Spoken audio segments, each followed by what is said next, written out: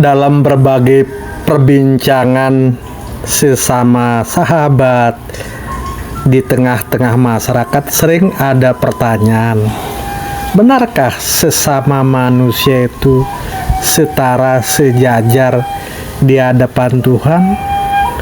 Kalau itu benar, mengapa ada kehidupan yang berbeda, di mana satu memiliki martabat yang baik, memiliki kemudahan, bahkan memiliki kekuasaan yang lebih dibandingkan yang lain? Ini kan analoginya bagaikan sebatang emas.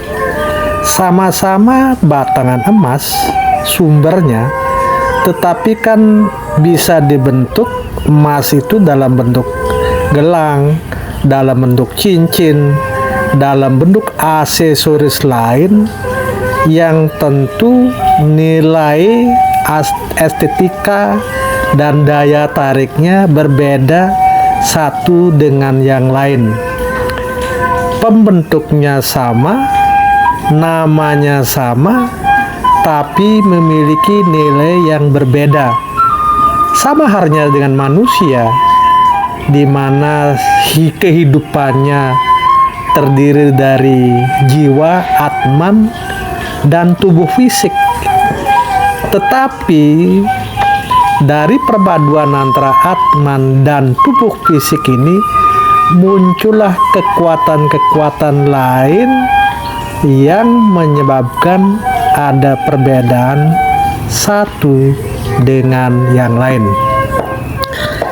Sesuai dengan ajaran kitab suci Weda bahwa Atman adalah salah satu dari 5 Pancasrada. Atman diyakini benar keberadaannya dan menghidupkan seluruh kehidupan yang ada di dunia ini, baik itu manusia, hewan, dan tumbuh-tumbuhan. Tuhan dalam manifestasi percikan kehidupan yang disebut Atman meresapi segala kehidupan dan juga pada akhirnya akan kembali tercabut dari jiwa fisik, baik itu manusia, binatang, dan tumbuhan, tergantung kehendaknya. Sesuai dengan Atharva Weda bab 13 Manggala 3 Sloka 3 dinyatakan, Yo marayati pranayat yasmat prapanti buwadani wisa. Yang Widi Brahman menghidupkan dan menghancurkan. Dia adalah sumber penghidupan seluruh alam semesta. Dari pernyataan sloka ini tegas menyatakan bahwa manusia memiliki sumber yang sama, yaitu jiwa Atman, sama-sama dari Tuhan Yang Maha Esa atau Brahman. Yang membedakan adalah karma yang dibawa oleh masing-masing Atman yang akan dipertanggungjawabkan dalam kehidupan setiap reinkarnasi. Bila tidak ada dosa lagi, maka Atman akan menyatu dengan Paramatman atau sumber itu sendiri. Manusia yang setara sebagaimana juga dinyatakan dari setiap ajaran agama, ini sesungguhnya kembali lagi karena adanya kekuatan jiwa atau Atman yang ada dalam tubuh setiap manusia.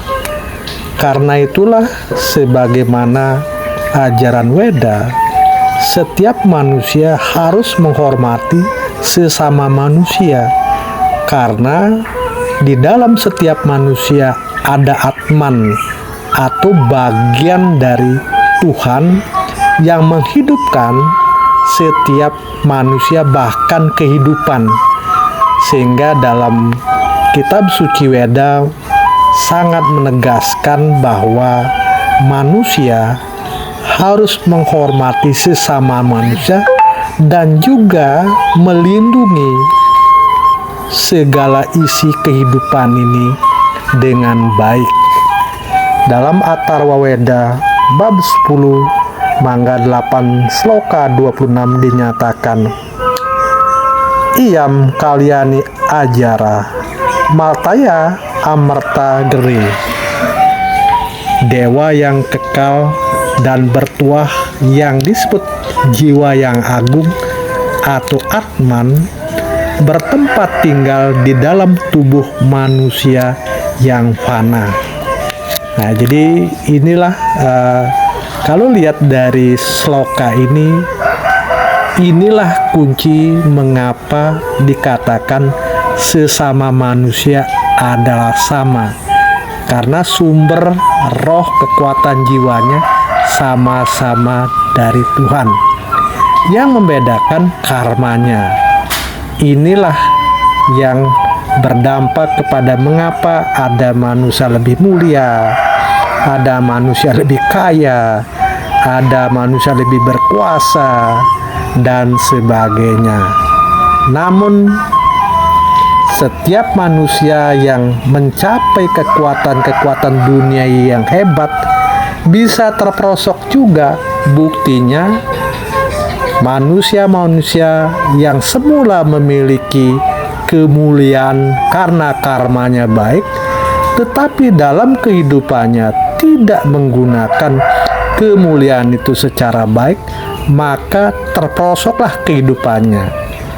Ini dibuktikan dengan banyaknya kasus-kasus orang-orang hebat, baik itu kepala negara, baik itu raja-raja, baik itu orang-orang disucikan, terperosok menjadi orang yang tidak mulia lagi karena berperilaku tidak benar dan tidak jujur terhadap hidupnya.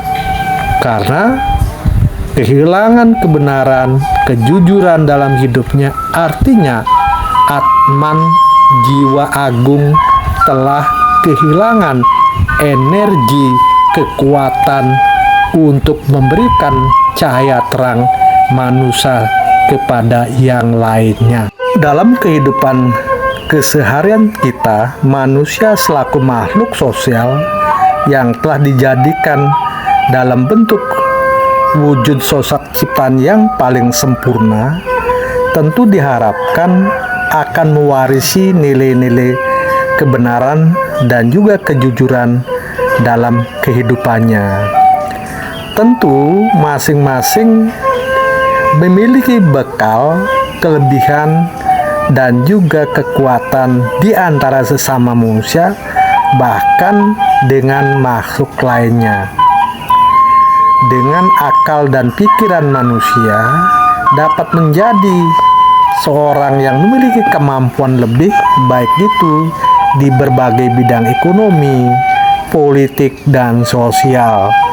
Karena itu kita tidak perlu saling cemburu.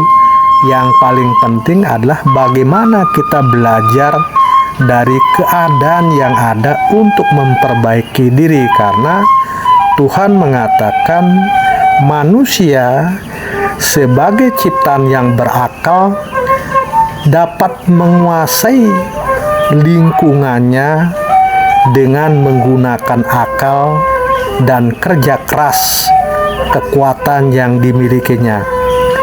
Namun demikian, bila mana kita menggunakan lebih banyak pada aspek nafsu untuk menguasai orang lain dengan cara tidak benar, disinilah menyebabkan ada kemerosotan yang menyebabkan manusia menjadi hancur.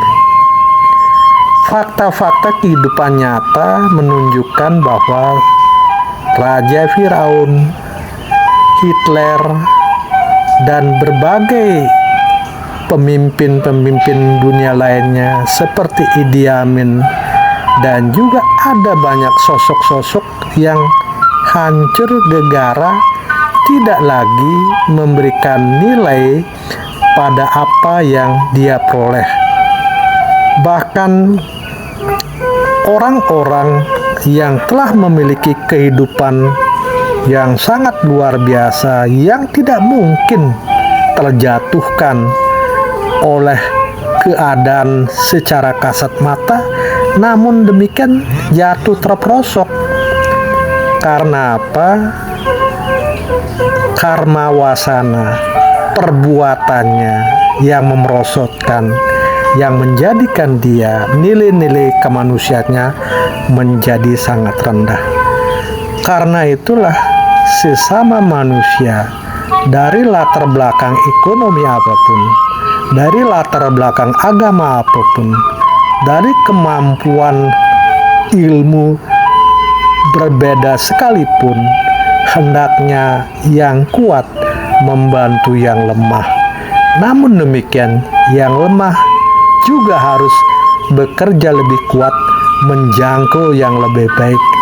Dengan demikian, yang kuat akan dapat memperbaiki karma-karmanya, dan yang lemah juga memperbaiki karma-karmanya, dan pada akhirnya masing-masing akan mencapai kebahagiaan di dunia, dan pada akhirnya juga akan mencapai kebahagiaan di akhirat. Itulah mengapa kita melihat dalam kehidupan seharian kita, ada desa yang lebih makmur, ada kecamatan yang lebih hebat, ada kabupaten yang lebih maju, ada provinsi yang lebih berkembang, ada negara yang lebih maju, ada negara yang sangat mundur bahkan kacau balau. Tentu sumbernya karena kemerosotan nilai kebenaran dan kejujuran yang diperoleh oleh orang-orang yang berkarma baik, tetapi tidak menggunakan karma baik dalam kehidupannya untuk memperbaiki dirinya sendiri dan membantu orang lain yang memiliki karma kurang baik. Demikianlah mengapa perlu kita saling mengingatkan agar merenungkan bahwa hidup manusia satu yang lain adalah setara karena sumbernya sama, yaitu jiwa yang agung, Atman, yang bila masuk dalam tubuh berinteraksi menimbulkan perbedaan karena ada karma yang menempel pada jiwanya yang menimbulkan perbedaan. Namun yang lolos, yang memperbaiki diri pada karma-karma yang dulunya buruk, dia akan menjadi lebih baik. Sebaliknya, yang memiliki karma buruk sedikit tetapi tidak menjaga bahwa mereka harus juga memperbaiki karmanya sendiri, bahkan memperburuknya, maka dia pada akhirnya juga akan menjadi manusia yang merosot kehidupannya. Ini bisa kita lihat di sekeliling kita, bahkan pada diri kita masing-masing. Mari saling mengingatkan bahwa manusia harus mengasihi sesama manusia, bahkan alam beserta isinya, karena semua adalah ciptaan Tuhan Brahman yang Maha Kuasa.